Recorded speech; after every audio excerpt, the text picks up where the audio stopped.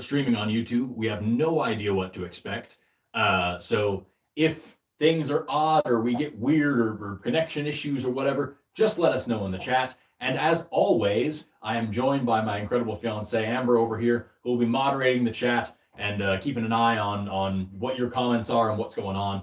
I'm so very excited to be doing this today. This is an incredibly important thing for us to be broaching, and hopefully, if all goes according to plan, we'll be able to save this video and leave it up for everybody for generations to enjoy. You can share this with your grandchildren. It'll be great.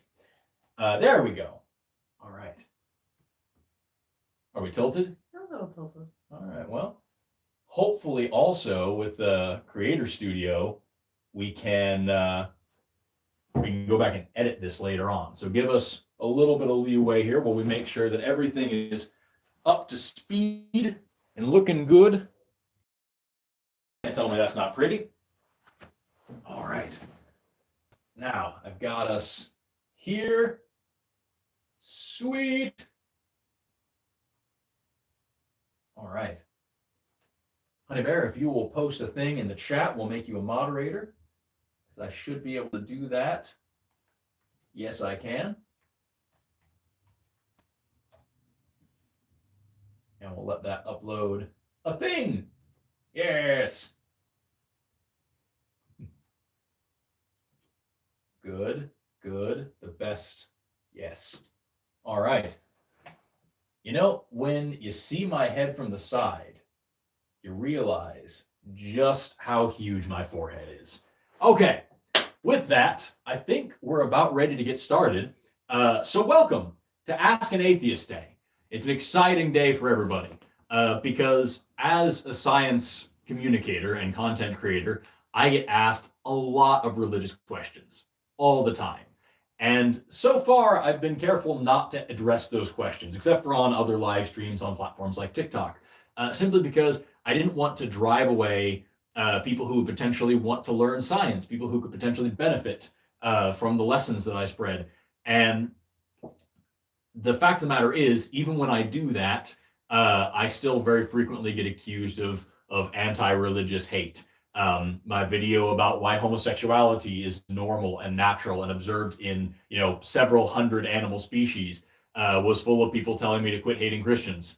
My videos about evolution are full of people accusing me of coming down on creationism. My videos about trans rights being human rights are full of people telling me to quit pushing my science faith upon them. And the simple fact of the matter is, I am very, very strongly atheist. And that has absolutely nothing to do with why I'm a scientist. Of course, the two, combine a little bit, but they're not mutually exclusive. They're independent of each other. So for this particular episode, for this particular live stream, we are going to talk a little bit science, but I'm really going to just try to focus on talking about atheism and on answering the questions that have been posed to me over the past week since I put out a call on TikTok and on Instagram for people to send their questions in to me, and I've got a good deal of them right here. We're going to go through these, and we're going to answer them as best as I can. And before we begin, I just want to make a few things very clear. Number one is a matter of respect. I have nothing but the deepest respect for people until they give me a reason to change my mind on that. I do not have any respect at all for gods or religions. And I think it's ridiculous to assume that for disrespecting someone's religion, I'm also disrespecting them or personally attacking them. That's simply not the case. If we can have an honest discussion about politics, an honest discussion about what kind of fast food we like, an honest discussion about climate change, an honest discussion about how to progress forward as a species taking care of this planet, then we should be able to have an honest discussion about how people think this universe came into existence and what laws govern the world around us, what morality is and where it comes from. Those questions should not be off limits. But as Douglas Adams pointed out a long time ago, these are things that you're just not allowed to talk about. Why not? Because you're not. And that's absurd to me. So we're going to have a discussion about these things. I'm going to be brutally honest about these things. And if what I say offends you, that sucks. But these things need to be said. And please understand that at no point during any of this do I pose you personally watching this any ill will. Unless, of course, you are intent on pushing on the proud religious tradition of forcing people into your beliefs. Then we're going to have a problem. The other thing is, why? Why would I do this at all? Why would I talk about atheism? Why would I speak out against religion? Why would I try to share my understanding of the world in order to take away from somebody else's? Why destroy something that gives somebody else meaning and replace it with something that gives me meaning? All of these same questions that fortunately nobody posed here, but I want to address anyway for the inevitable debate in the comments. Why do these things? And the answer is simple. Because beliefs inform actions. What you believe to be true about the universe tells us how you're going to behave, how you're going to treat other people. If you believe sincerely that the creator of the whole universe told you personally that homosexuals deserve to be stoned to death, you're going to act on that behavior. You're going to act on that belief. Whether or not you're a good person, if you believe this, you're going to do evil, horrible things. And that is why I speak out against religion. Because it's not just that it makes people believe silly things. It makes people do insane, horrible things. It makes people treat children badly, treat each other badly, to say the very least. And we're going to get into that a lot later on. But I just want to put out there, just at face value, the reason why I'm talking about this is the exact same reason that I would talk about any kind of politics, the reason I would talk about science, the reason I talk about sustainable energy, the reason I talk about giving food to people. It's because this is something that I sincerely believe is damaging to humanity, and we need to fix it. And I'm going to do my best to do so. And with whatever platform I have, if I can use it for this good, I think that that's worth my time. One quick thing before we get started, I am going to fix one thing on this light stand over here. I'm so sorry, but this is something that needs to be done because I cannot put up with that. A little bit of jiggle in the camera here, and we should be good. There we go. That should be all right. That's just, that was going to drive me crazy if that wasn't fixed. And I don't want to sit here for an hour or 2 hours or however long we're live streaming. You're sideways again. I'm sideways again. Of course I am. And make that be a thing. I'm so sorry, folk. Oh, God. How's that? You like that? That looks great. You can't possibly say bad. Look at that. All right. And it's great because on the stream that I see over here, I just sat down and now I'm sitting down again. It's perfect. All right. Beautiful. All right. So with that, we're going to go ahead and jump right in. I took all of your questions over TikTok and Instagram for the past week, and I've compiled them all here. I did categorize them a little bit so that we can try to move through them in somewhat of an orderly fashion. And Amber's sitting right over there. She's going to be taking down any extra questions that come in if they're super good. And if we get through all these and we have a little extra time, we might just dig into a couple of those. Might not. Might save them for next time. Who knows? Maybe this will be a regular thing. But I want to crank through as many of these as I possibly can. So we're going to start right away with the definitions here, because people ask me all the time whether I'm atheist or agnostic or what the difference is or how this works. So just to get some housekeeping out of the way, let's break down what these terms actually mean. First of all, there's theism. Theism is the belief in a God. Atheism is the lack of belief in God. So you are either a theist or an atheist. Then you have Gnosticism. Gnosticism is the term that we use to describe knowledge, or at least espousing to knowledge. If you are a Gnostic, then you know something. If you are agnostic, then you don't know. So you can be a Gnostic theist. I know that there is a God. Or an agnostic theist. I'm pretty sure there's a God. I believe there's a God. I don't know for sure, but I believe it. Same way you can be a Gnostic atheist. I know for sure there isn't a God. Or an agnostic atheist.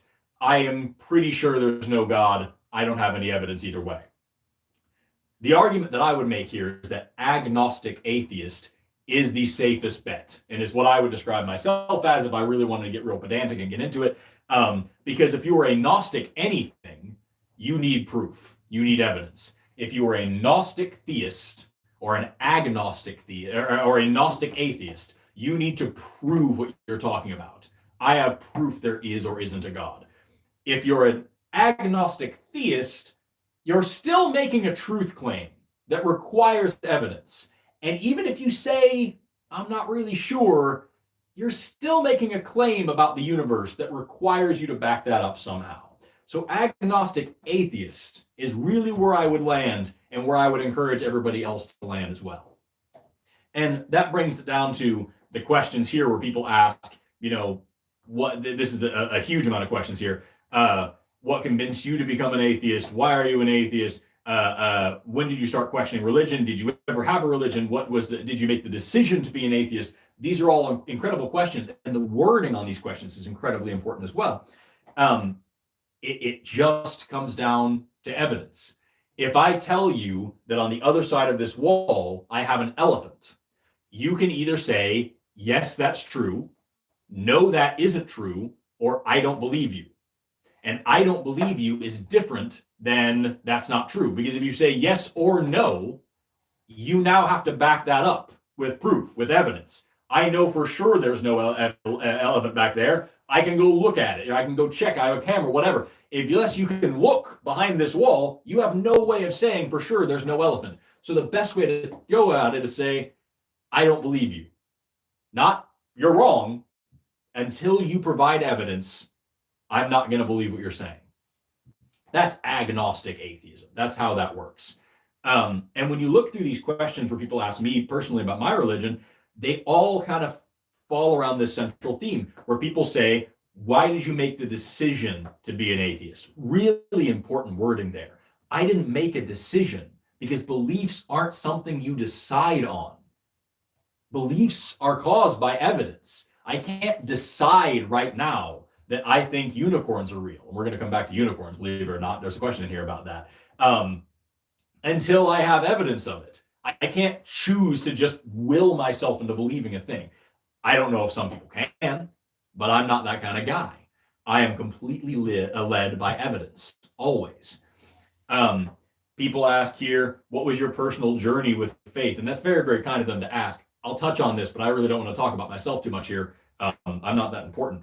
I grew up with a very multicultural family. My dad was Catholic. My mom was pagan. My grandma taught me all sorts of different religions. I grew up with, because she was a literature teacher, I grew up with little statues of the Greek pantheon, of the Egyptian pantheon. I literally had Isis, the goddess, watching over my bed when I slept. I was around Norse mythology and Christian mythology and Jewish mythology and all sorts of different things. I was around all of these things from a very young age. And being around all these things, seeing them all, being told all these things as bedtime stories. I remember when I was in third grade and somebody asked me if I believed in God, and I said, which one? And that did not go over well. And there was a time when I had sort of like a fuzzy, ethereal spirituality, which people ask a lot about here. What about spirituality as opposed to religion? There was a time when I thought, there's this energy in the universe, and energy is magic, and maybe it connects everything, and it's like the force, and we're all a part of it. And the thing about these claims is that they just don't stand up on their own merit. And that's when people ask me here, what about spirituality instead of religion? First of all, it's an incredibly fuzzy term that means something different to every single person who espouses it. But also, these things, they don't have a reason to exist. They don't offer any actual evidence about how the universe works. They don't offer any actual insight into how to behave as a person or in a society at all. So the difference between spirit, someone even says faith implies Abrahamic religion, spirituality is different. First of all, no, it doesn't. And second of all, there is no real difference between saying, here's this Bible and it says for sure that the earth was made in 6 days or 7 days or whatever it is, and that this flood happened, versus I have a crystal that can cure cancer because I meditated over it. There's no functional difference here. You can put different labels on it. You can say that it's a personal relationship with something as opposed to a dog. You can say that it's something that you feel in the trees around you and all the.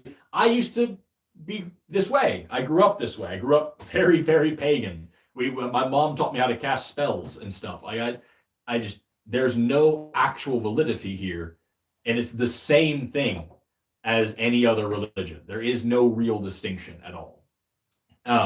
The only real distinction that I could guess you could try to make, the argument you could say, is that this is something that is so personal and therefore you can't be defined, or maybe it's not as hateful as religions are because it's something special to you.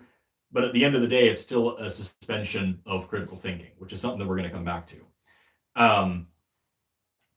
We might come back to these personal questions later. Really quick, I want to crank out a couple of them, though. Any religions that I think are cool, or at least the followers, Sikhs. The Sikhs are cool. Don't agree with their religion, but they're good dudes. Never met a Sikh I didn't like. How would I raise my kids? And the question on this was about not just religion, but like Santa Claus, Easter Bunny, all these different things. I don't see a reason to lie to children on anything. That's why I'm a teacher. What philosophical and moral systems do I find personally helpful? Stoicism and cosmic nihilism. Look them up. That's my whole jam. If not religion, do you believe in any sort of higher power? No. The laws of physics are what they are. They are not sentient. They are not cognizant. They do not have a will. They just exist. This is not a higher being that's overly concerned with how the cosmos rotates, what humans do while naked. Doesn't make any sense to me. And I think that's and of course, this is what is your best argument or reason for why you think a God doesn't exist? And this is a really, really simple answer. There's no evidence for it. That's the whole answer. It's the exact same reason I would give as if somebody asked me, why don't you think leprechauns are real? Why don't you think that Bigfoot's real? Why don't you think that aliens live amongst us and are controlling the government? There's no evidence for it. That is the whole answer. I don't need some deep-seated, touchy philosophical argument with 15 different premises and axioms. It just simply is, there's no evidence. And here's the thing. If there was a God, that God would know what evidence would convince me. If there was this thing, I'm going to be harping on Christianity quite a bit because that's what's around me for my whole life. If this God loved me and wanted me to know it and wanted me to be in a relationship where we were buddies and we're all friends, that God would know exactly what to do to convince me beyond a shadow of a doubt. It wouldn't have to be, oh, you didn't read the Bible right. You didn't look at the clouds right. You didn't see the trees and notice the majesty of the blah. I'm a scientist. I study nature.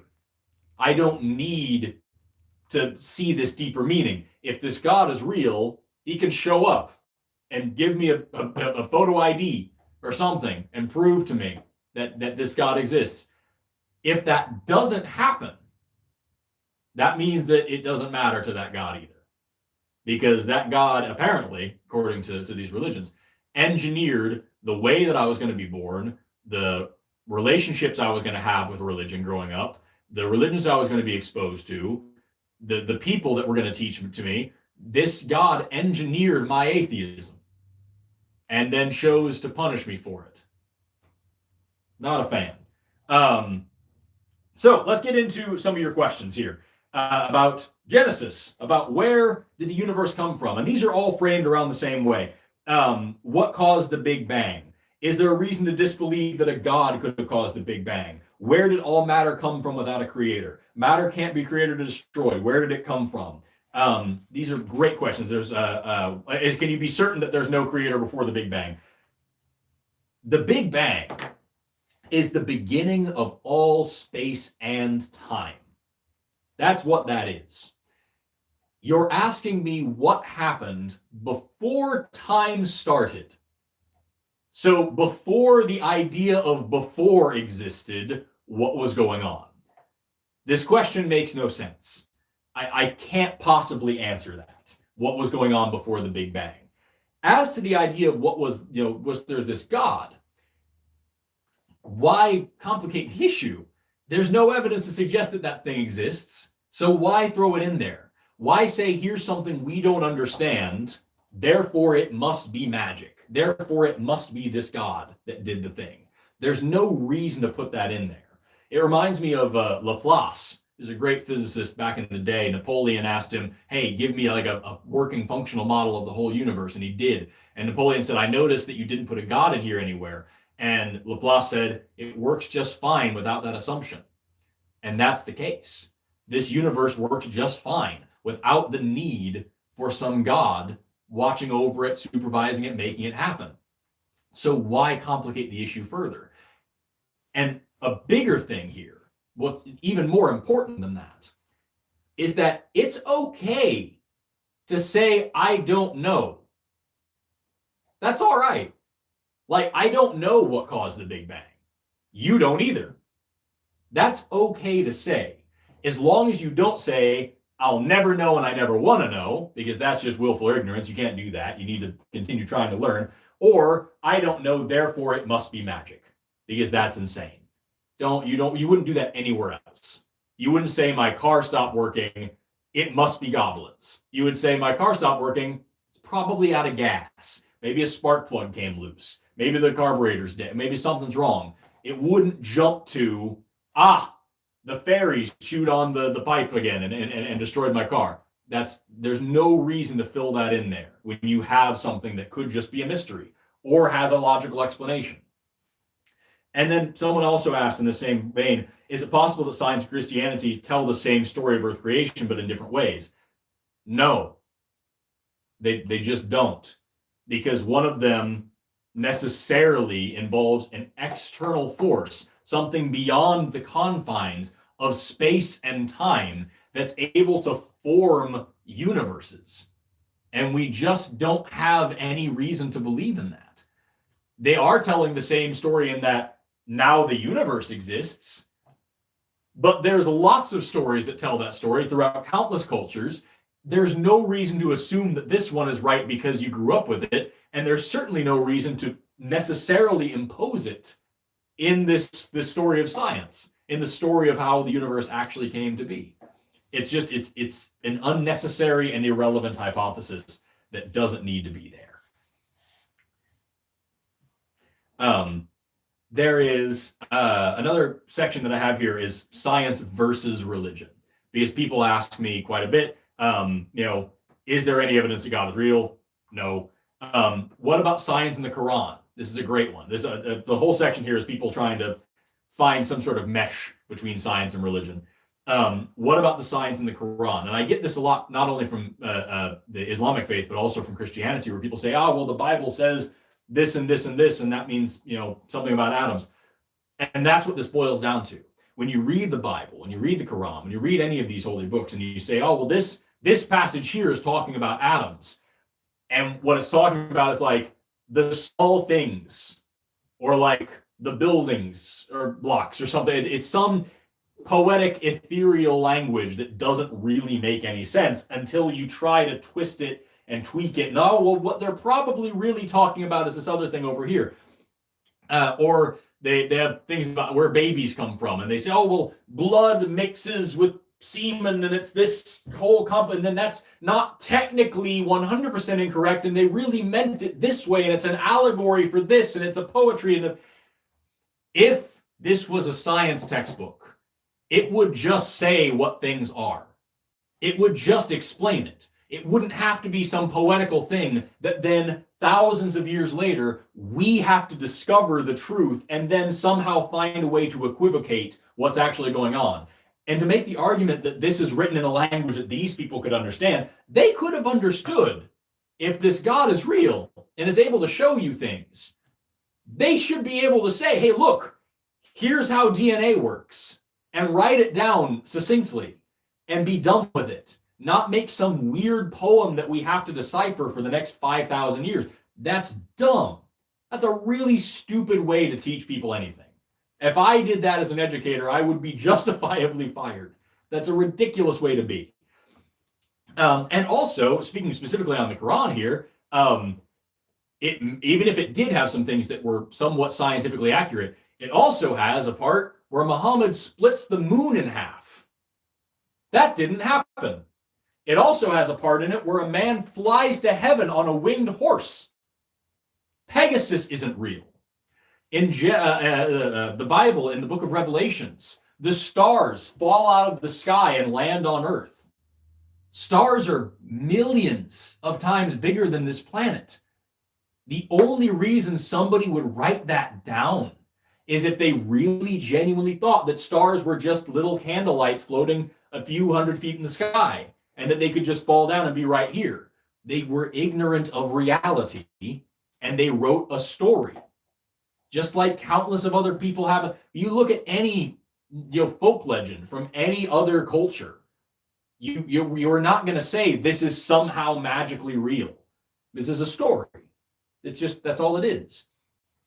The same, the Bible is full of them. I'm more familiar with the Bible than the Quran. I've only read I've read the Bible plenty, but like the Quran, I haven't gotten to read as much. And someone says here, is everything in the Catholic Bible a lie? And they make sure to put specifically the Catholic Bible. Number one, the vast majority, is just fairy tales. But you specified Catholic, which means that you probably think that the Protestant Bible is a lie, or that the new revised version that the kids are reading nowadays is a lie, or that this other translation, the King James whatever, is a lie, and you have the correct version of it. So you yourself are showing that this thing has been corrupted however many times and is at least in some way an untrustworthy source, and that you have the right one. We're going to get back to that argument later on. I want to keep going down your questions here. Is it fair to hold spiritual beliefs if they coincide with scientific truth? This is a great question. Sure, but then they're not spiritual beliefs and they have no reason to be. If I have a deep-seated personal, spiritual belief that DNA and my genetics are what code for my phenotype, that's true. That's not a religion. I don't need that to be a spiritual, magical thing that I can pray about. There's no reason to add that extra step in there. Astrology. What about stuff like astrology? I made a video on TikTok about this not too long ago. You can simply ask, does this have a history of producing accurate, consistent, testable, verifiable predictions about reality? No. And nor does any of these other religious claims. Somebody asked later on in this, I think it was actually closer towards the end here, but I'm going to scratch it off while we're going over it. What about the prophecies in the Bible? Here we go. End of the world prophecies that are found in many religions. They've been around forever. There's all sorts of predictive claims in all of these holy books about what's going to happen, that's going to end the world. And for years, for thousands of years, people have been waiting for the end to come. And it just hasn't. And every generation, people say, this is the one coming along right now.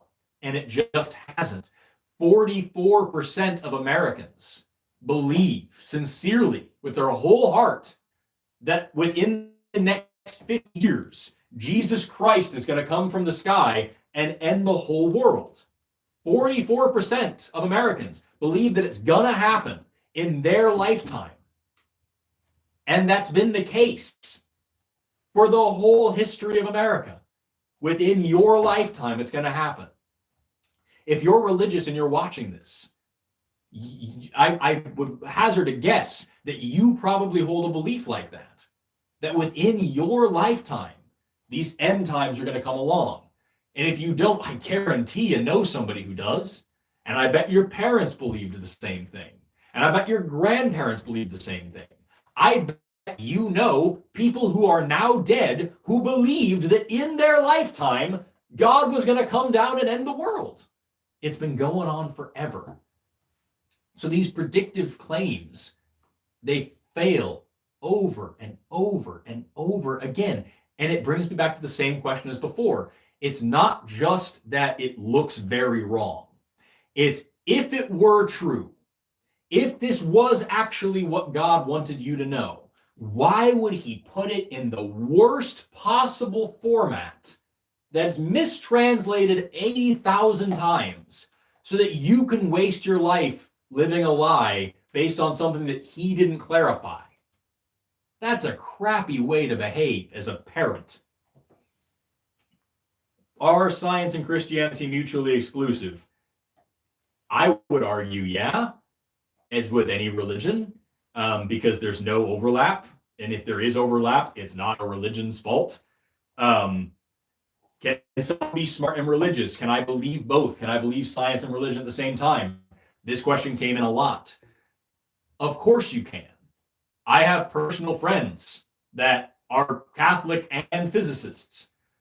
I know people who are able to accomplish this. The question is, why?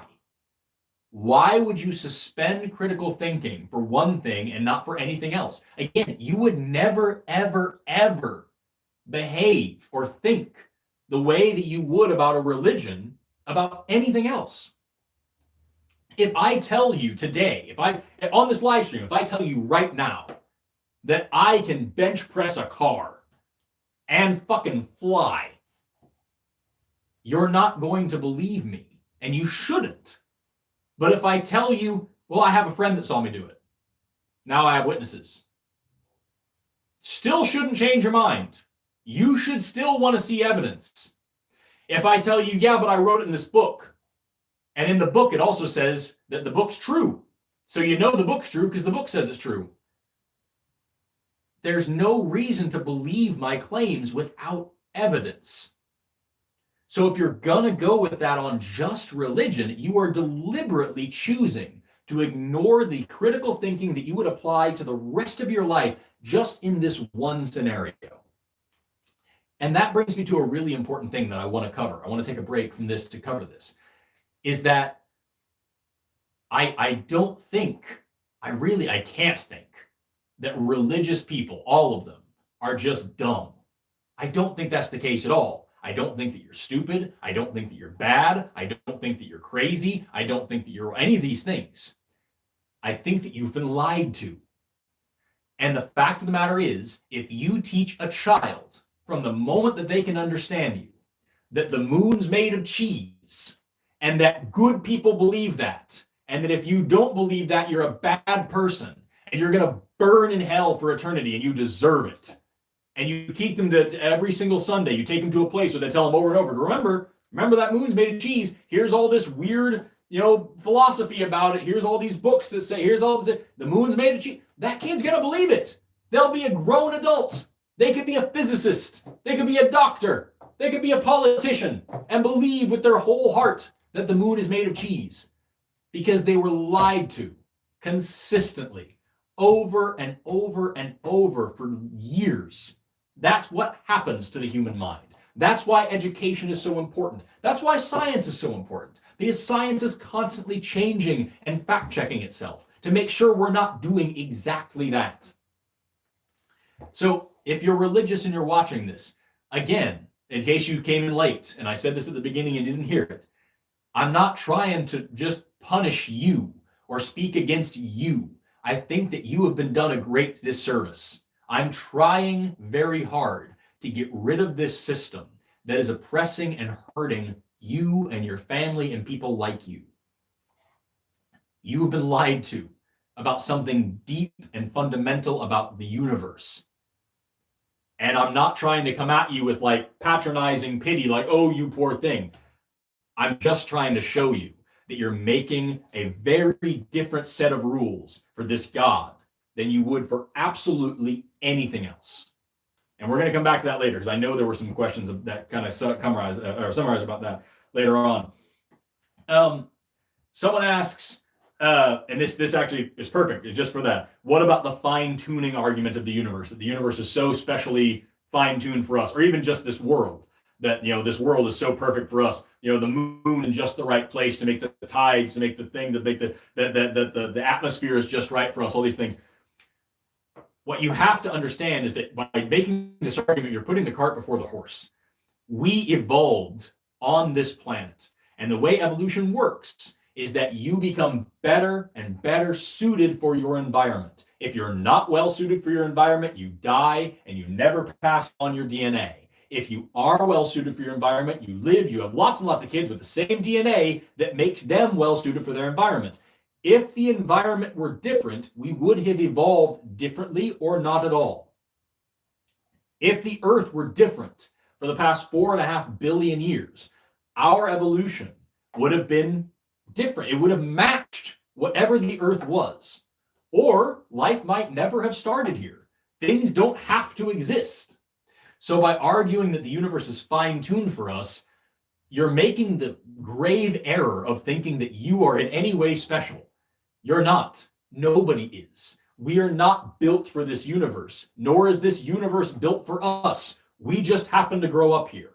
And so we look like that. Good or bad, what is the single best argument for a God? Great question. The single best argument would be the God of the gaps. That there's so much that we don't understand and therefore God must have done it. And indeed, that's where a lot of religious claims came from, was lightning is terrifying, earthquakes are terrifying, tornadoes, terrifying, hurricanes, terrifying, all of these crazy events, disease, pestilence, people dying of their wisdom teeth, their appendix burst, all of these things that we don't understand. We needed some sort of force, some sort of causal agent to make that make sense because it was freaking scary. Now we don't need that anymore. And when you look at the history of religious claims in the space of science, you find, like, for example, the Earth going around the sun wasn't a possibility. The sun went around the Earth. God made this Earth special for us. We're the center of the universe. And then Copernicus came along and was like, hey, that's not accurate. Okay, fine. Well, God made the sun in the middle, but it's all perfect spheres and it all perfect little arrangements that totally reflects heaven. Galileo came along. Hey, that's not accurate either. Torture him for a long time. Don't let him say that. And then we go on further along. We come up with, there's actually laws of motion and planetary, like it all makes sense. Gravity makes sense. Yeah, but that's just the way that God did it. God does it this way. Same thing with evolution. I'm an evolutionary biologist, it's my jam. So like you've got, no, we're all made just like that. God made us out of sand. No, actually, here's the clear evidence that, yeah, but that's how God did it. God does it this way. Your God is an ever-receding little pocket of ignorance. You just keep making it smaller and smaller and smaller and saying, no, my God is a little God. My God is a tiny little thing. He doesn't do all these big magical things. All he does is snap his fingers and make things happen. That's all he can do. This is the worst. It's the best argument for a religion when you don't know anything. But it's still a really, really bad argument. Which brings me to, let's see here, what's the dumbest religious argument? I think we've actually covered that a little bit. It's talking about, that there just has to be something. There just has to be. We can't think about anything else. We can't imagine what the universe just came from nothing. That can't. It's okay to say, I don't know. And it's not okay to say, you can't prove that this is wrong, therefore it must be right. That's madness. Doesn't work that way. You can't prove a negative. I actually want to move this question to a different section. So let me put a little mark next to that because we're going to come back to that later on. Okay. The unmoved mover and uncaused cause argument. So basically, again, there's some sort of God existing outside of time and space that is able to make all of this happen. Ignoring what I already said, that you're putting in unnecessary parts, this usually comes to the blind watchmaker argument as well, where people say that, if you found a pocket watch or a book, you couldn't just say that this just fell into being all by itself. There must be something that designed it. The unmoved mover, the uncaused causer, the thing outside of the universe that's much more complex it creates these things, because any complexity has to be created by something more complex. What you're doing here is you're building a trap for yourself. If there's something more complex than the universe, then what made that? and you want to call it the unmoved a mover, the uncaused causer, that's the very definition of special pleading. You're saying every single thing needs a cause. Every single thing needs a creator, except for this one thing that did all the creating and all the causing. That one's special. That one's magic. That one doesn't need it. If you can say that, then you don't get to be mad about me saying the universe just popped into existence magically for no reason, which I don't believe because there's no evidence to suggest that either. But like, if that's your argument, then that can be anybody's argument, and you don't get to say that they're wrong. So you're making a trap for yourself. That's ridiculous. You've made an absurd little box that you're just, all you can fall back on is, I believe it because I believe it because I believe it. And as I've talked about on live, I didn't get a question about this, but like I do want to throw this in there. The reason why you believe it, if you believe it, is because you were brought up to believe it. You have to believe that you were born in the right place at the right time to the right family to get the right version of the right religion. Because if you had been born in Saudi Arabia, you'd be a Muslim, and you'd be wrong. If you were born in Viking times in Scandinavia, you'd be worshiping Wotan and Thor, and you'd be wrong, and it'd be terrible.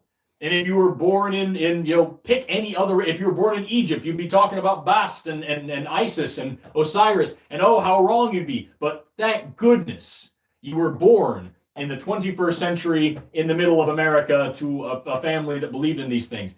It just, you're building this very odd little logical box for yourself that makes absolutely no sense if you think about it for like 2 seconds. So let's see here. Oh, of course, I got one of these. Pascal's wager. Someone asks, if you're religious and you're wrong, then nothing happens. And if you're not religious and you're wrong, hell awaits. So why not just believe? Here's the first problem with that. You're assuming that you can bullshit your God and that you can just say you believe a thing and he'll just be cool with that. And like, you can't be sincere about it and he's fine with it. So there's a big issue right there, is you're believing that your God is something that you can just fool this way. Second of all, how do you know that you're in the right version of this wager?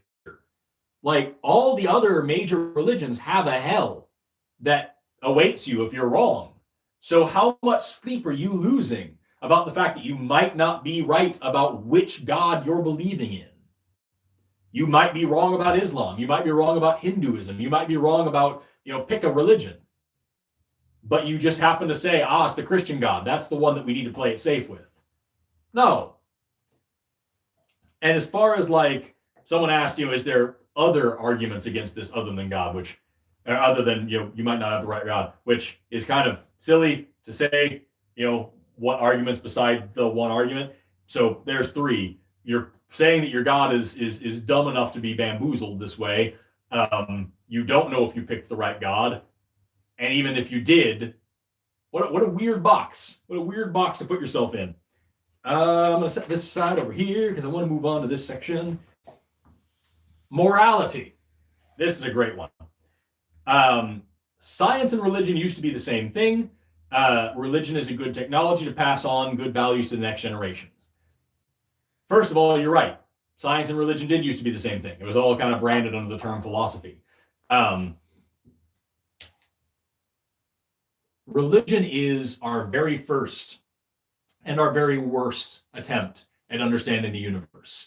When you read through the Bible, there's all sorts of like rules, God laws, that really boil down to like cleanliness and medicine and all the things that they understood at the time that are not applicable today by and large. So yeah, they used to be the same thing.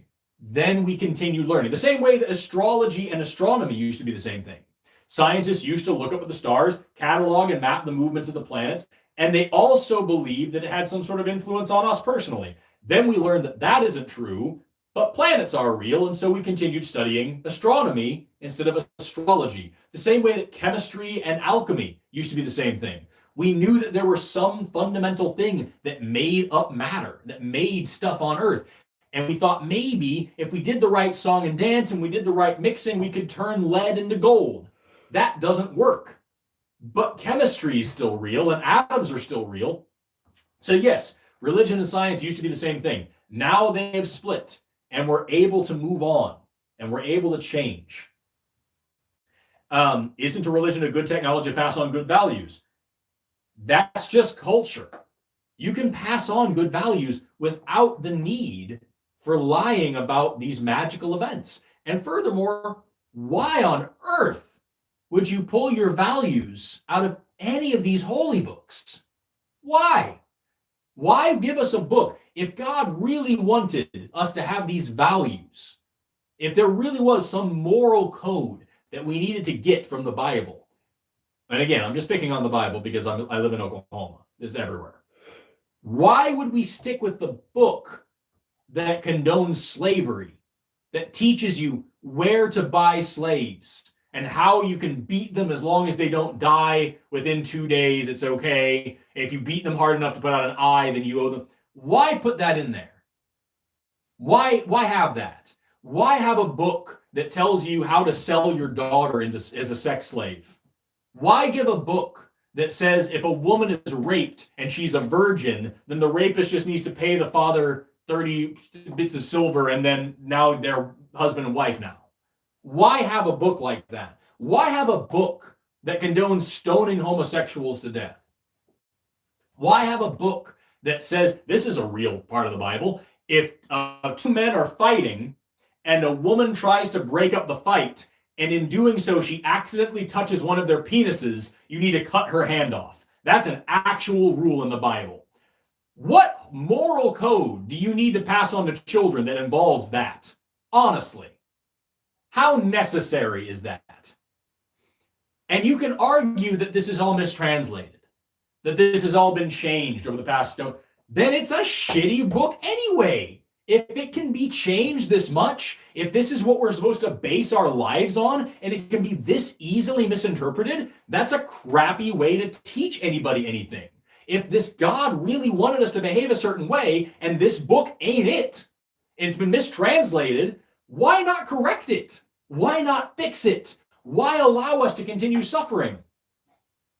And if your argument is, well, that's the Old Testament, and in the New Testament, that first of all, the New Testament, Jesus never changed any of that. He specifically said, I come not to change the law, but to enforce it. I'm not a jot nor a tittle of the law will change until all things have come to pass and the end of times and blah, blah, blah. So first of all, no. Second of all, he very easily said, hey, by the way, human beings aren't farming equipment. No more slaves. He chose not to do that. In fact, he said slaves obey your masters. So that's awful. That's awful. Third, if we're going to say that that's the Old Testament, the Ten Commandments of the Old Testament as well. All 3 or 4 different versions of them, by the way. It's in there a lot, and it's different every time. So pick one and then ignore it because it's the Old Testament anyway, right? And if you want to argue that this is all, man-made problems, that this is free will, that this, God can't reveal these things because that would invalidate our free will. In the Old Testament, he violates free will a lot. Not only does he show up in person to tell people what to do, but it actually says in the pages, like, for example, in Exodus, when the Jews are trying to leave Egypt, it says in there several times, after every plague, actually, it says this, Pharaoh wanted to let the Jews go, but God hardened his heart and made him not do it so that he could do another plague later, because I guess he just wanted to show off some more.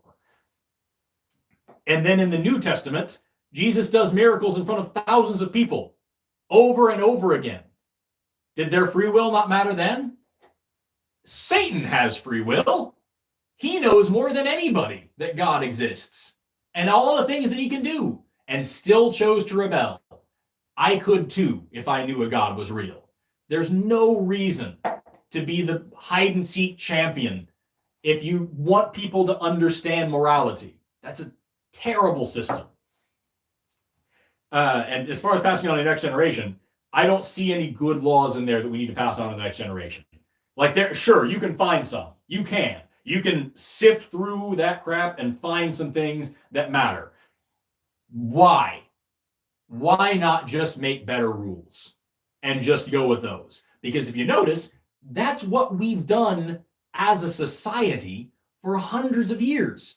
America wasn't founded on Christian laws. It was founded on secular understanding of human dignity and suffering. And we got a lot of things wrong, and we had to improve, and we still have a lot to answer for, and a lot to apologize for, and a lot to get better. But it's certainly not based on a book that says that you should go kill everybody who doesn't believe the way you believe, murder the women, the children, the livestock, salt the fields, but keep the virgin girls for yourself. Because that is very clear in the Bible over and over and over.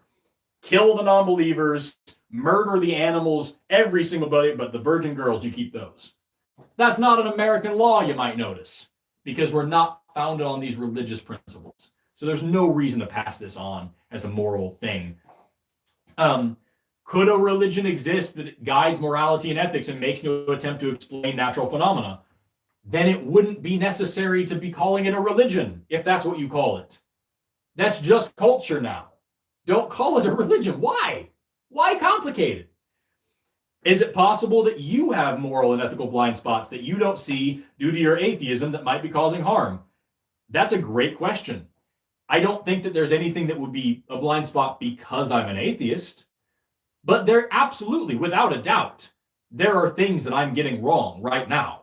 I know for sure that in 50, 60 years, my great-grandchildren, whoever it is, are going to come to me and say, hey, this was kind of messed up and it hurt these people when you did. I am excited to learn that and to grow and to become a better person every single day. How awful it would be to live my whole life never changing, only having one system of what's right and wrong, never challenging my own beliefs, never becoming a better person for the people around me. Which leads me to this question, which I knew I was going to get.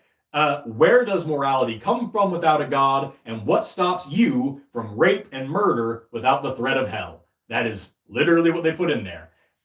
I don't need the threat of punishment to not hurt people. And I don't need the promise of a reward to be a good person.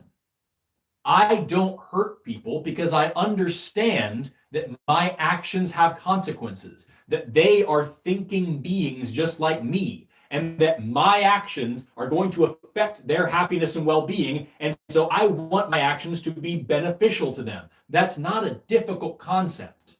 And I wouldn't be the first, second, third, or 10,000th person to say this. I do rape and murder everybody that I want, and it's 0 people. And it always has been.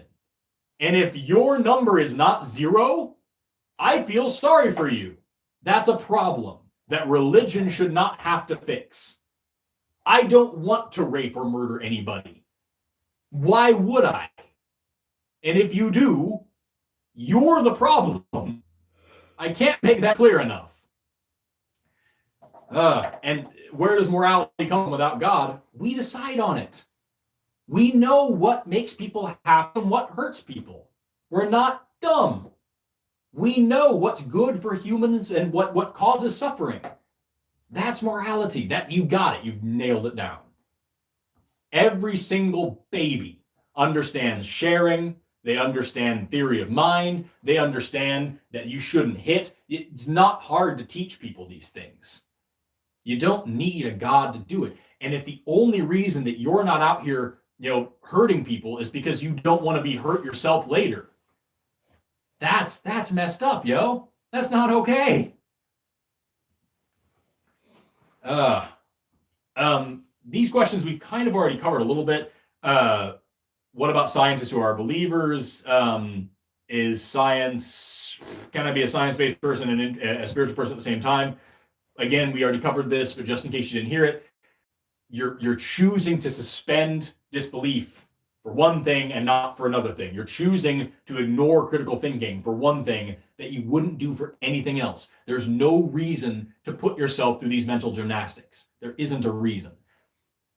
And then people ask about, why did religion come about in the first place? What part did it play as humanity evolved? Why did we develop faith? Why is it so pervasive for human culture from like an anthropological perspective? It wasn't necessary a long time ago. Here's the thing. When you look back over the history of religions, you see that the earliest religions are like the sun. It brings warmth, it brings light, there's not enough, you can see predators, it's safety, it's happiness, it's warmth. This is the very first religions. Then you get like fertility and hunting. We need food and we need more of ourselves. Those are the next gods that come along. And like I said before, this is just so that we can give some sort of meaning to things. Humans are really, really, really good at identifying patterns, even when a pattern doesn't actually exist. That's just what we do. We're phenomenal at it. And so we look for patterns in nature and we think, oh, there must be some sort of causal agent. I broke this stick in half. The stick didn't break itself. So if this tree gets struck by lightning, the lightning didn't do it itself. There must be somebody throwing it. We'll call it Zeus. There's no reason for this in the 21st century when we actually understand how these things work. Again, religious people are not stupid. You've just been lied to a whole bunch with an outdated way of thinking that is immoral, unethical, and destructive to society. We're trying to fix it. Moving on. Because this is a great series of questions here. This is about atheism and people coming out of religion. Religion gives us a sense of community. Would there be less of it if we had atheism? Or would there be less need of religion if we could find something to fill that thing? Yeah, religion does give a sense of community because it brings people together, usually every Sunday, to talk about something that they all agree on. There's a million other things that we can agree on that are better. And there are a lot of ways that we can actually help each other and come together and make society better without the need to just chant and sing songs about whatever God. Religion does fill that need. It doesn't have to be the thing that does it. It's like saying, what am I going to eat if not beans? There's a lot of other things to eat, Holmes. You can do whatever you want. You can eat so many things. It doesn't just have to be this one thing. So yeah, religion does fill this need. It would be so incredibly easy to fill this need with anything else. Can religion be left behind without losing anything that humanity needs that can't be replaced, blah, blah, blah? No. There's nothing that you need that religion brings you. Can religion be left behind without losing something that humanity needs? Absolutely, it can. Very easily so. You will be better off without it. You can be good without God. And I mean that morally, you can be a good person, and just content. You can be good. You can be all right without this need, without this God. Is it normal to abandon the family pack and surround yourself with people who are like-minded, closer to your standards, not blood-related? My family is very religious and I want to be away from them. Is this okay? Is this normal? Here's the thing. You absolutely, if you're it doesn't matter who it is. If somebody is toxic to you, get away from them. Just because religion teaches you honor your father and mother, otherwise you'd be stoned to death. That's another fun one in the Bible. If you're disrespectful to your parents, you're supposed to be taken to the edge of town and beaten to death with rocks. Just because these things are taught does not mean they're true. Does not mean they're true. So by all means, I've cut people out from my family that are toxic to me. You should too if they're hurting you. See here, is it possible for people to completely avoid religion and still have culture, government, and science? We've been doing it for thousands of years. We keep growing, we keep getting better. Look back at the difference between the Salem witch trials when the Bible was the old, or God, go further than that. Go back to the Dark Ages. Go back to the Spanish Inquisition, where you were tortured to death for not being Christian enough or not being able to prove that you're Christian enough. Go back to the time when the church had power and they would literally boil people alive in oil because somebody said that they were a witch. Go back to that. You notice how we're not doing that anymore. Yes, we can have society without religion. You already largely do. We just need to take it one step further. Because, it would be great if we could stop arguing about who it's okay to discriminate against and who should and shouldn't have rights because you read in a book that these people are not really people. We're going to get back to that a lot here in a little while. Would the U.S. be better off if the majority were atheists instead of religious? I'd say yes. Let's see here. Do you need religion to be a complete person? No, absolutely not. Good Lord, no. Let's see here. Okay, so now, this little battery of questions here is what I was, trying to, when I keep saying we'll get back to this later, this is the part that I wanted to get back to. Because this particular battery of problems here, well, they're disgusting. And I want to just dig into them. So, first of all, this one. Modern Christians need to get off their high horse. Jesus died for all sins. Gays are sinners, but that doesn't matter. Let people live their lives. And there was another one here where people say, hate the sin, love the sinner. Same vein. What bothers me about this is that the people who write things like this, they probably really think that they're on the progressive branch of this whole thing. Oh, I know that gays are disgusting, filthy animals, barely worth human life, blah, blah, blah. But I love them. I just don't support them. It's condescending, it's patronizing, and it's incredibly gross. Because what you're saying is, I know better than you. I have the book from the Creator that tells me that I'm morally superior to you, that I know all these things, and you're just this gross thing that's doing these horrible, sinful acts. But it's okay. I love you anyway. It's the smarmiest, slimiest thing. It's just, yeah, real nasty. Real nasty. It's that underhanded thing. And it's the same thing with the phrase, because I get this all the time. People like to spam my comments and say, Jesus loves you. This is an incredibly underhanded statement. And I know that people say Jesus loves you, and they mean that to be a hopeful thing. Like, oh, don't you know? It's wonderful. Jesus loves me so much that he lowered my car payments. That he fixed I had a leak in a pipe and he fixed that for me. Isn't that great? That Jesus loves me so much that he made sure it didn't rain on my wedding day, even though it was supposed to. Isn't that wonderful? Now factor in all the things that this Jesus doesn't do. Factor in the fact that 24,000 children die every single day before they reach the age of 5 from hunger and easily preventable disease. And when I say easily preventable disease, I mean diseases that can be prevented by clean drinking water, hand washing, and mosquito nets. 24,000 children a day, upwards of 30 on a bad day. One way to phrase this, I think Sam Harris made this comparison. When I was a kid in high school, there was a tsunami in East Asia, killed about something like 250,000 people. One of those every 10 days, killing exclusively children under the age of 5. That's 9 million children a year. And that's only children that we're talking about. Children under the age of 5. 9 million a year. So you've either got a God that loves you so much that he's willing to do all of these incredible things for you and just doesn't give half a shit about the 9 million children starving to death in terror and agony. Doesn't care. Or you're more important, and this is fine. We'll deal with that later. Or maybe that's part of the plan. That's part of he wants that to happen. I don't want anything to do with any plan that involves 9 million children a year starving to death. Not a good plan. If you're all powerful, you can come up with a better plan.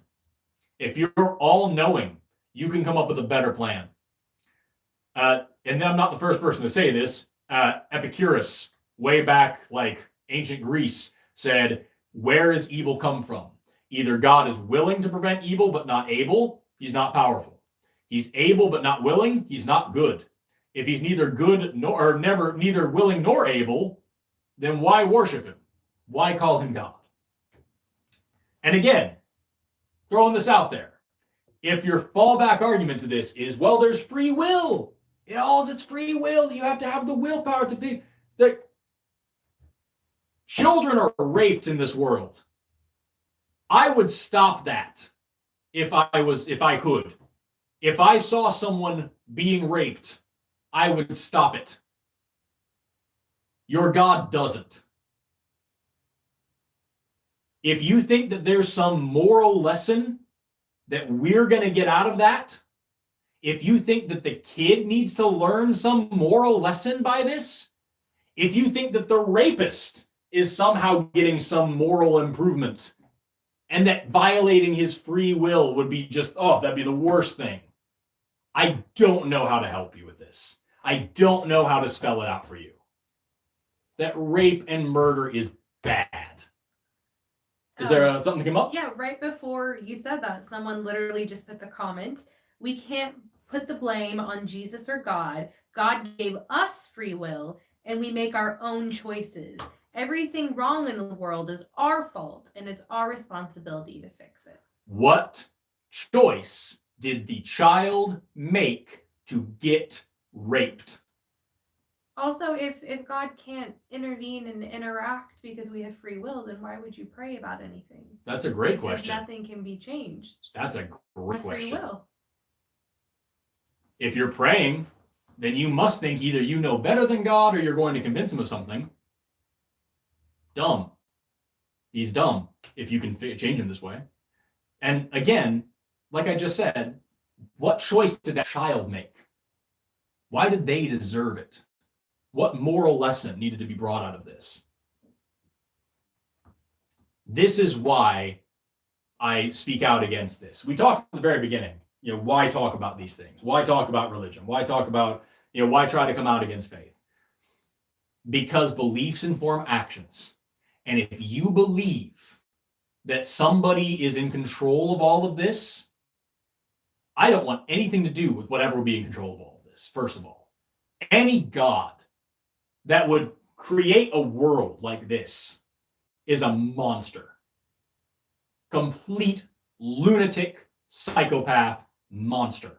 If you make a world with suffering and death and disease and rape and torment and genocide and the scale that we have, and that's part of your plan, I want nothing to do with you. If there was a God that could be proven to me today, I would be the first to admit it. I would be saying, yes, of course, there is a God. It's very clear. I want nothing to do with it. It is my enemy. I will fight against it till my dying day. If you think that our sins, our evil is what brings all these problems into the world, that's a horribly broken, stupid system that this God created. Imagine doing that for your kids for a second. Just think about that. Think about this exact situation that you're trying to pitch to me, but you as a parent do it. Imagine that you tell me, or I tell you, think about this way. I come to you and I say, hey, my kid getting the crap kicked out of him on the playground, got his legs sliced up, got his, but you know what? He's evil. What are you going to do? Let it happen to him. Hey, my baby got raped. She was evil. It's fine. That's part of it. Part of life. It's all good. Hey, tell you what though, if she isn't grateful for all this happening, I'm going to lock her in the basement and set her on fire. Would you think I was a good, kind, wise, loving parent? No. And that brings me back to what we were saying a minute ago. We talked about the underhanded statements. Things like Jesus loves you. You only said half of it. That's half a statement. If you say Jesus loves you or God loves you, that's half of the statement. The other half is he loves you so much that if you don't love him back, he will torture you for eternity in fire. I love my girlfriend so much that if I think she won't love me back, I'm going to lock her in the basement and torture her. Is that love? Or is that a creepy stalker? You tell me, would you accept that as a form of love from anybody else? We said it a minute ago. You have a totally different set of rules for this religion. Morally, like scientifically, critically, you have a complete different set of rules. And my question is, why? Why? Why on earth would you allow this monstrous idea to creep into your life and to pass that on to your children? Why would you allow yourself, your family, strange priests, hysterical virgins in black suits with white collars? Why would you let these people teach your children that they are sinful, diseased, disgusting, evil? They need to be cured. They need to be fixed. They were born, and that's the worst thing they could have ever done. And the only way that they can be worth a damn is if they make sure to not have sex before they're married, and don't use the Lord's name in vain, and don't eat pork. Like, really? You have to believe that I'm an atheist. I'm very happy to tell you. You need to believe that I am going to be tortured in fire for eternity and that I deserve it. I need it. It's right. And if you don't think that I deserve it, you need to ask yourself why you're worshiping the person that's going to do it to me. Because I know that if somebody was torturing people, I wouldn't be praising them. I don't think anyone deserves that. Certainly not children. What a weird thing to have to praise, though. Oh, yeah. Can you imagine if you created something, if you were a god of something or someone or whatever, and your one of your rules was that they have to praise and worship you? What an ego. What small dick energy. It's very strange. It's very strange. I don't have children, but if I ever do reproduce, I don't want my children to praise and worship me for making them, because I'm not a douche. Moving on from that one, let's see here. Claims that humans are special and made in the image of a deity. That's a problem, because by thinking of yourself this way, you are putting yourself on this pedestal that you don't deserve to be on, and you're going to treat other people differently. You're going to treat the world differently. I said a minute ago that 44% of Americans believe that the world is going to end in their lifetime. Within the next 50 years, Jesus Christ is going to come down from the clouds and end the whole world. Are you going to care about climate change? Are you going to care about ending homelessness? Are you going to care about fixing world hunger? Are you going to care about crumbling infrastructure? If you think in the next 50 years, it's all going to just end anyway? No, of course you wouldn't. Why would you? Spend your time happily, live, have fun, do all sorts. Like Jesus said, take no thought for the morrow, no thrift, no investment, no stocks, no property, sell everything you own. You're not going to need it in less than 50 years. Jesus said, some of you will live to see me come back. That was 2,000 years ago, but whatever. Like, if you think that this is real, it's going to change the way you behave, and that's a problem. It's better to believe more true things and less false things, generally speaking. If one of the false things that you believe is that you are so freaking important, this whole universe was made for you, that's going to be an issue. You're not going to treat this world, you're not going to treat other people well. Christopher Hitchens very rightly said that if you want to believe in this monotheism, especially, you have to believe, because we have very clear evidence that the very first humans came up about 200,000 years old or so in Africa. So 200,000 years ago, our species pops up in Africa. We evolve. Even if you don't want to say that we evolved, those are the oldest bones that we have. The oldest bones from humans we have are about 200,000 years old. So 200,000 years ago, humans begin existing. For 198,000 years, God watches us with complete indifference. There they go. Oh, look, they're murdering each other.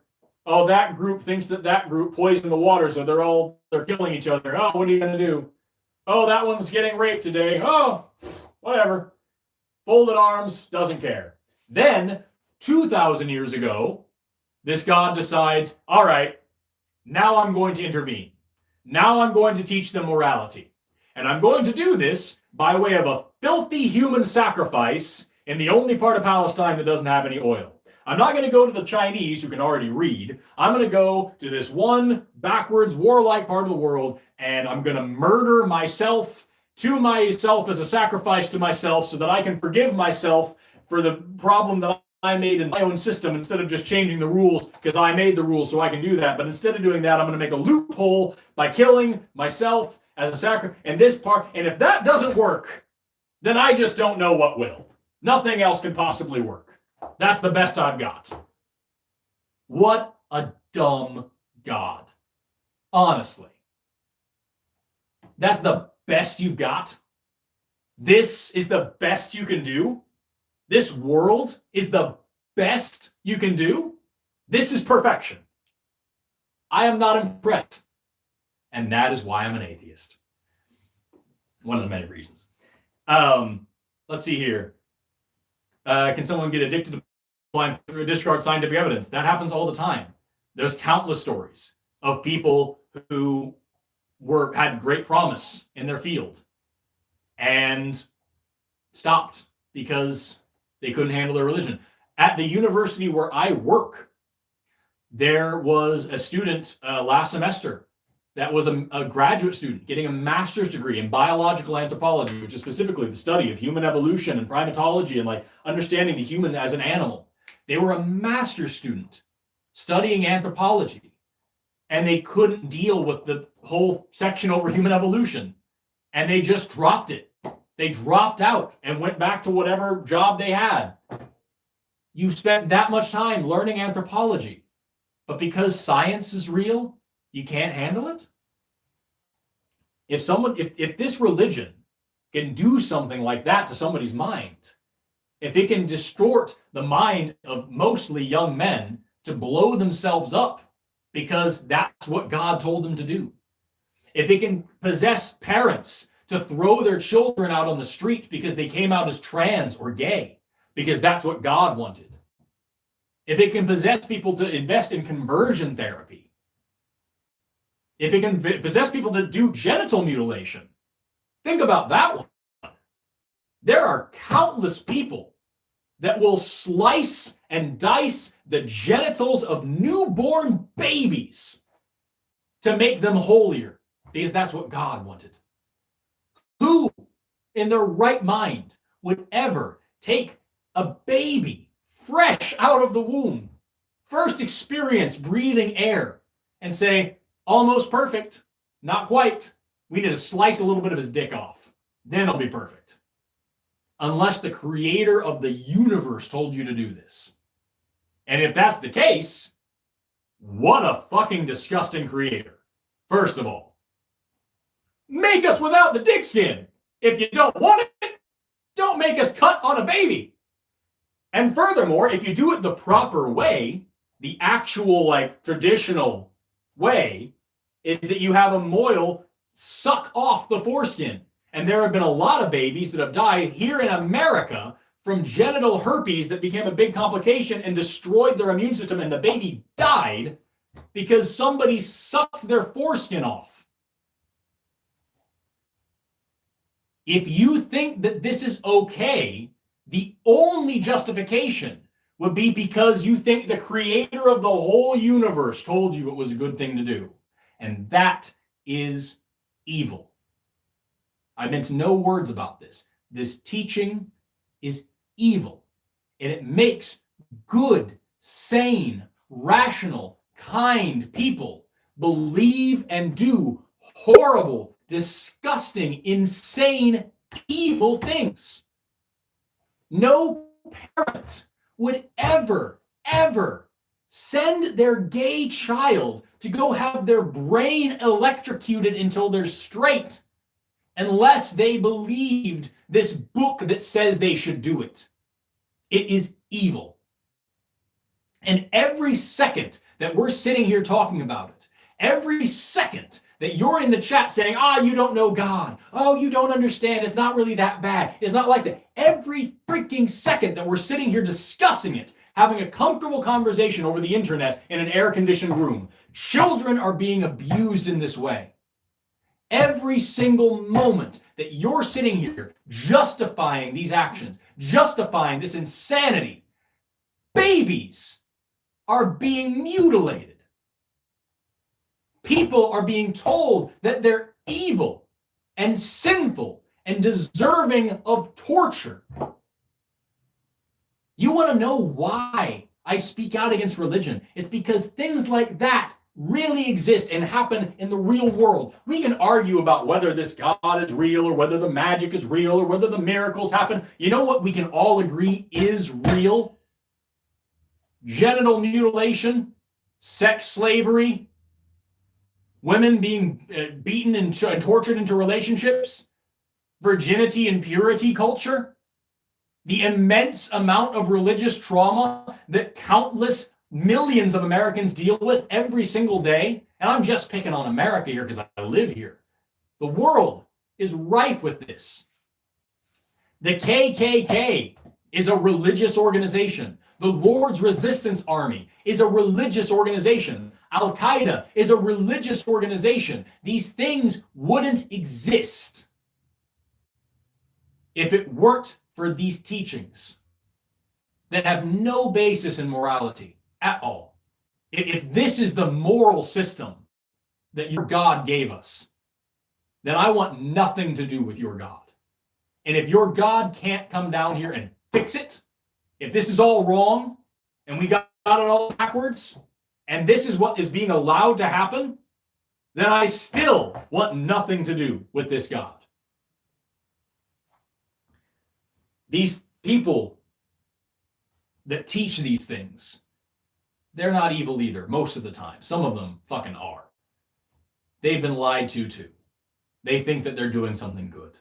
And many of you watching this now and in the future, because I think we have 50 or so people on the stream now, but I'm going to leave this video up for people to see. Many of you watching this have been told these things, that you're born in sin, that you need to be fixed. I want you to know, sincerely, that you don't need salvation. You don't need a savior. You don't need this because salvation is already at hand and it comes from you. You are the guide and the author of your own life. You don't need anybody else's permission. You are not sick. You are not broken. You are not diseased. You are not wrong. You owe nobody an apology for being yourself. So please, be yourself. That's all. You don't need this. Moving on. Let's see here. Hate the sin, love the sinner. We went through these things. Biggest problems caused by religion. We went through several of these. Virginity. What's the take on virginity from a science and an atheist standpoint? I can tell you countless horror stories that I've heard of women that get married and have sex for the first time and feel broken and like dirty now. It's sick. It's sick. Stephen Fry made an amazing point about this. I have a healthy relationship with food. I eat food. I eat too much sometimes. I don't eat enough sometimes. I enjoy it. It's fun. I wouldn't call myself obsessed with food. I would call someone obsessed with food if they were morbidly obese or anorexic. And that's not the full spectrum, but these things, these ends of this extremes, these extremes are obsession with food. These religions are obsessed with sex in this exact same way. I have sex. Sometimes I do it too much. Sometimes I wish I did it more. Sometimes I do it just for fun. Most times I do it just for fun. I'm not obsessed with sex. It's a fun thing to do. These religions are obsessed with sex. So much so that you see children walking around with shirts that say virginity rocks, wearing purity rings, teaching 6 and 7-year-old little girls. You need to be careful and watch what you wear and watch how you behave because somebody's going to want to have sex with you. Oh, what sex? Let me explain it to you, little 7-year-old girl, and why you're wrong and dirty and filthy and disgusting and slutty and need to be treated differently. Who in their right mind would allow this? Honestly. Again, flip the script. Take religion out of the equation. If somebody wanted to come talk to your little girl and teach her all about sex and how disgusting she is for wanting to have it someday, not now, she's 7, you would call that person a creep, and you would call the police, and you'd be right to do so. But give them priest robes, put them in holy orders. Please teach my little children about sex. Please teach them about this. I've already cut their genitals. I've done half the work for you. Are you kidding me? What about pantheism? It's just as wrong as anything else. It's not worth it. Is religion the same thing as superstition? Yes, only it's the only superstition that we put into laws. If there is no God, what's the meaning of life? Why do you need a meaning? You're alive. Congratulations. Most people don't get to say that. The meaning of your life is to go out and find some meaning. Go do something. How boring would it be to know that you're born for this one specific purpose, and then you can die when you're done? And it just so happens that one specific purpose is just to praise the thing that made you. What an awful, miserable life. There is no meaning. You get to do it. You get to go make some meaning. Lucky you. Don't box yourself in. Which is more believable, the Sky Daddy or unicorns? Horses at least exist. A mutant horse I could believe. A magic man in the sky, unicorns are way more believable. Let's see here. Did Mary cheat on Joseph, lie about it to avoid punishment, and accidentally start a religion?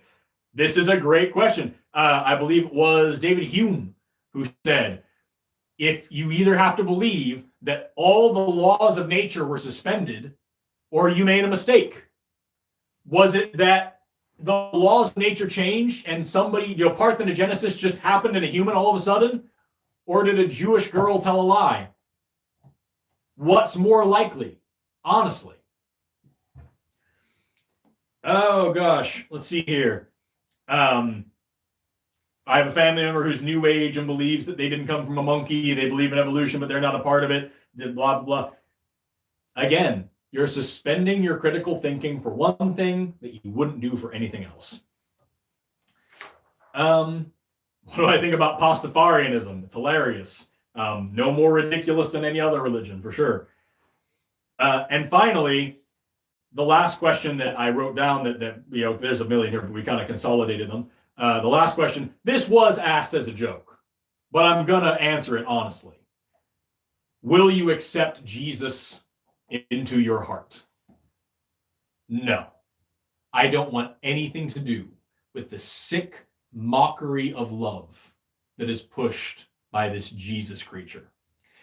And interestingly enough, in the New Testament, Jesus says that the only unforgivable sin, the only for sure one-way ticket to eternal damnation, is to renounce God. He calls it blasphemy at one point. He says denying the Holy Spirit at another point. He also goes on to say that there is no unforgivable sin, but either he was lying then or he's lying here. We're going to err on the side of there is such a thing as an unforgivable sin. He says multiple times that the only thing that cannot be forgiven is denying and renouncing God. So let me be very clear on this public forum so everybody can make sure there's no question, no equivocation. My name is Forrest Valki. I renounce the Holy Spirit. I reject God. I want nothing to do with that sycophantic monster that you people push on me as something that's loving and caring and kind while he tortures and abuses his beloved creation. I want nothing to do with it at all. It's also not real, by the way. No, it's not real, but just in case anybody thought it did. Just saying. In case you thought it was. I want nothing to do with it. No. Take it. Take it and go. Take all the sanctimony and ceremony and salvation you can carry and fuck off. I don't want it. I wouldn't want it even if it was real. With that, I've gone through most of our things here. Did we have any cool questions come up from the chat? A few comments, not a whole lot of questions. At one point, someone was demanding a debate, and then asked for a debate after that. Oh, that's kind. So We've already been streaming for 90 minutes. We're at 90 minutes right now. Okay. Let's open it to a couple of questions, just like 2 or 3, and then we'll wrap it up. Well, here, I'll do this then. You just want to bring that over here? I think I've got one. I've got this guy. I've got this one. Okay, it's fine. I'll just let you scroll. Are you sure? You want to use that one too? Okay. There we go. So, let's take a look-see. It's amazing the difference in time between these two things. Let's see here. Jesus sounds so stalkery. I'm told he loves me even though I don't give consent. Yeah, you're on the same page, homie. Let's see here. Can I scroll better? Yes. The sound foam in the background is uneven. I know it. Let's see here. Go ahead and send in a few questions if you'd like. And I would love to answer a couple of them, and then we'll start wrapping up. Do I have a podcast? Yes, I do. It's called I'm Not Comfortable With This. First episode is up on this very channel. And if that continues on and we get a bunch of them, then we'll make a whole new channel for that. What would a world look like without religion? We would find something better to do with our time. Without religion, we would be free to explore ourselves, to explore reality, to explore morality. Like, without religion, we would be free. And that's what I want all of you to see. I am free. I don't have this weight on my shoulders of guilt, of sin, of death. I don't have these problems. I'm free. I hope you are too. I hope you can become so if you're not.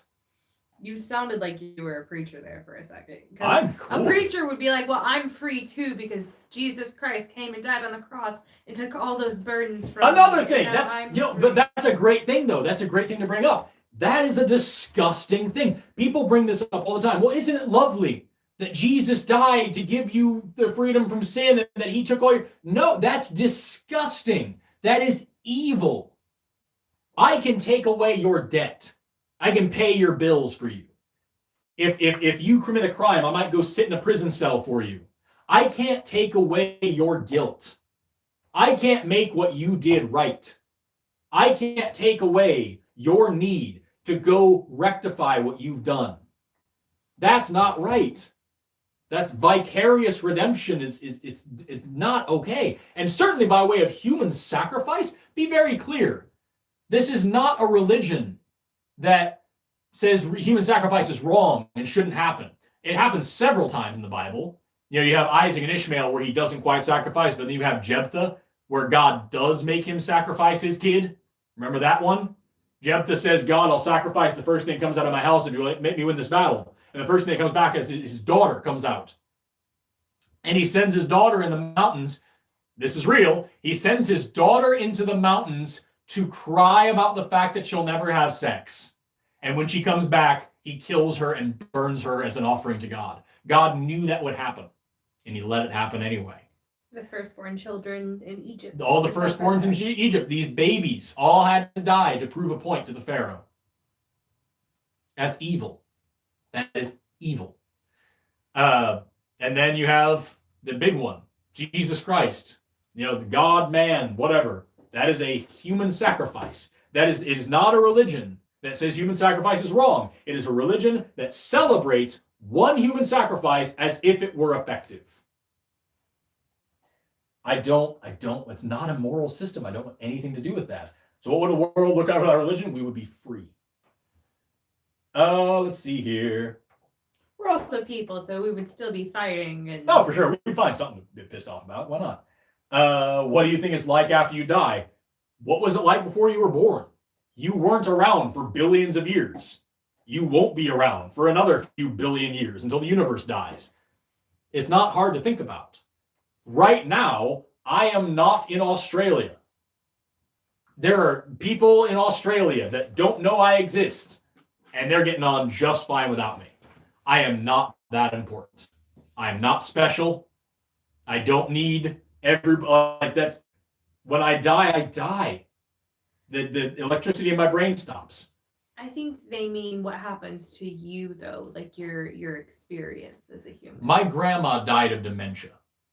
of complications from Alzheimer's. Over the course of about 5 years, she slowly lost her mind until she finally died. Did little pieces of her go to the afterlife at a time, and then she quickly, all of a sudden, got coagulated back into a thinking mind? Did she just have to suffer, and then all of a sudden she went all at once?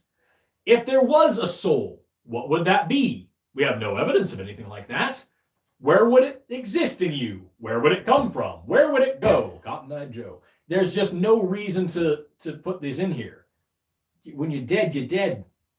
And it's not scary. That's the thing. People talk about, religion is confronting death, dealing with death. You don't need to do that. Death is not a scary thing if you have time to cope with it. One of the biggest things I get when I talk about religion, people say, oh, so you're going to tell me that I'm never going to see my brother again. I'm never going to see my dad again.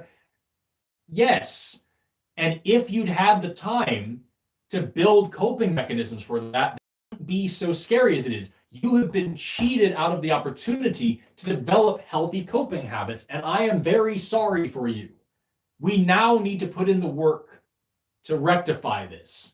We can't just go on doing this thing because it feels good. It's better to embrace a hard truth than live a reassuring lie. It is scary at first, I understand. But once you get through it, it's not, I promise you. It's okay. I'm gonna die, probably sooner than I think. I'm 28 years old. Average human lifespan's around maybe 80 in this country. That means I've used up about over a third of the time that I've got. Most of that was learning how to walk and talk. That sucks. I don't have a tremendous amount of time left, and that's assuming I don't get hit on a bus on my way to work tomorrow. I don't take a second for granted. I'm very happy to be here. But I don't have some illusion that I'm just going to do this forever. No. And I'm certainly not going to see all of you in some amusement park in space. No. There's no reason to believe this. And it's a corrupt, evil moral system anyway. What about the fish at the top of Mount Everest? Yes, that is the case for plate tectonics, driving up fossils. What is your opinion on Greek mythological creatures? They're cool. They're not real, but they're cool. Do I think troglodytes have a god? So troglodytes are chimpanzees. Pan-troglodytes is the term, as their scientific name. You know what? They might someday. As they continue to grow, and then we'll have to help. Let's see here. We'll do a couple more, and then we'll wrap up here. What is the best way to celebrate life? That's a great one. I think this is a great one to end on. What's the best way to celebrate life? Is to just live. Make mistakes. Get messy. Do things right. Do things wrong. You're going to hurt people. You'll have to apologize for that. You're going to make people very happy if you're lucky. And you can celebrate that too. The best way to celebrate life is to be yourself and make no apology for it. Think on your own. Make decisions on your own. Ask for help. Ignore it sometimes. Do stupid things because you think that they're right. Grow up later on and realize where you were mistaken and become a better person. Learn and grow. Never stop growing up until you die. Just keep changing. The best way to celebrate life is to just be. Just live. Don't think that you're beholden to some monster in the sky for the fact that you get to breathe today. There's no need for it. Like I said earlier, I'm going to say it again. You are not sick. You are not broken. You are not diseased. You are not cursed. You are not evil. You are not dirty. You are not sinful. You are okay, just the way you are. And if you want to change, then that's on you. You could be better. You could be immeasurably better than you are today. And that's on you to decide. You don't need anybody's permission to be happy. You certainly don't need some God who allows this much evil to tell you how to be good, because you are better than whatever this God is. Even if you believe in it, if you believe in a God, you're better than that God. I guarantee it.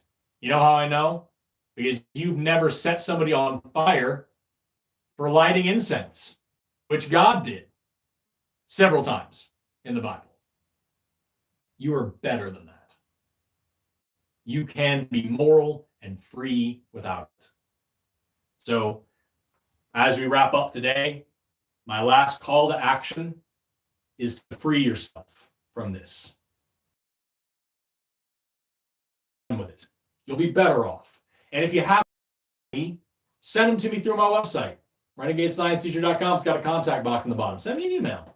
Send me a message on Instagram. Say hi to me on TikTok. I don't respond to everything, but I try to. So thank you so much for tuning in. The very last thing, somebody said God does exist. Prove it. And even if he did, I want nothing to do with him because he's a monster. Thank you so much for watching, for tuning in. Thank you so much for whatever likes and subscriptions and all commenting and for playing along throughout this. I really appreciate it. My name is Forrest Valki. I renounce and reject the Holy Spirit. God is a monster, and I want nothing to do with him. And I'm good without God, and so can you be. Thank you. Have a great rest of your evening. Goodbye. Also not real, by the way. Also not real. You keep saying it like it's real. He's wrong and he's not real. No, not real. He's not real and he's evil. Wrong and evil. Would you mind hitting that little X there on the top right corner there, Big Bear? Top right corner right there. Yep, that's the one. Bye.